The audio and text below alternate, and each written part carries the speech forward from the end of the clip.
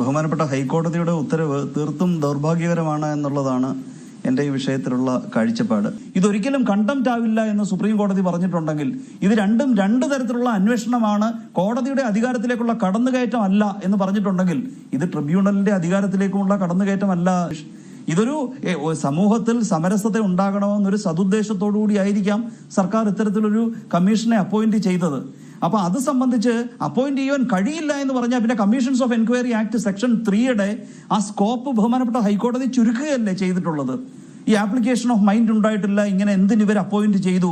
ഇത്തരത്തിലൊരു അന്വേഷണത്തിൽ നിന്നും കോടതി അത് ആരുടെയെങ്കിലും അവകാശങ്ങൾ ഹനിക്കുന്ന തരത്തിലൊരു തീരുമാനമായിട്ട് അങ്ങനെ ഒരു റെക്കമെൻഡേഷൻ പരിണമിക്കുന്നത് വരെ കോടതികൾ ഇടപെടാതിരിക്കുന്നതാണ് ഉചിതം.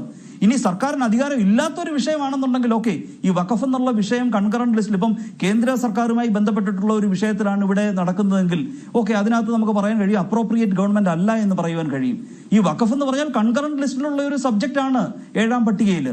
അപ്പൊ അപ്പോയിന്റ് ചെയ്തതിനെ എങ്ങനെയാണ്, എന്തടിസ്ഥാനത്തിലാണ് കോടതിക്ക് ഇൻവാലിഡേറ്റ് ചെയ്യുവാൻ കഴിയുക എന്ന് മാത്രമല്ല, ഈ ലോക്കസ് സ്റ്റാൻഡേയും ചോദ്യം ചെയ്തിട്ടുണ്ട് സർക്കാർ കോടതിയിൽ. അതായത് ഈ ഹർജിയുമായി ചെന്ന് കയറിയ ആൾക്കാർ ഈ ഡിസ്പ്യൂട്ടിൽ പെട്ടവരല്ല, അവർ ഡയറക്റ്റായിട്ട് അവർ അഫക്ട് ചെയ്യപ്പെടുന്നവരല്ല.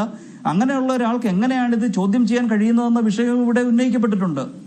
എന്നിരിക്കെ ഈ ഒരു സ്റ്റേജിൽ ഇപ്പം വളരെയധികം പ്രസിപ്പിറ്റേറ്റ് ചെയ്യപ്പെട്ടുകൊണ്ടിരിക്കുന്ന അല്ലെങ്കിൽ ഗൗരവകരമായി മാറിക്കൊണ്ടിരിക്കുന്ന സമൂഹത്തിൽ സമരസത ഇല്ലാതാക്കുന്ന തരത്തിൽ വർഗീയ ചിന്തയും അത്തരത്തിലുള്ള പരസ്പര സംശയങ്ങളും ഒക്കെ വർദ്ധിപ്പിച്ചുകൊണ്ടിരിക്കുന്ന ഇതുപോലൊരു വിഷയത്തിൽ സർക്കാരിന് അമിക്കബിൾ ആയിട്ടുള്ള ഒരു സെറ്റിൽമെന്റിലേക്ക് അവർക്ക് വഴി തുറക്കാൻ കഴിഞ്ഞാൽ ട്രൈബ്യൂണലിലെ നടപടികളുമായിട്ട് മുൻപോട്ട് പോകട്ടെ, അതുമായിട്ട് ഇതൊരു ബന്ധവുമില്ലല്ലോ.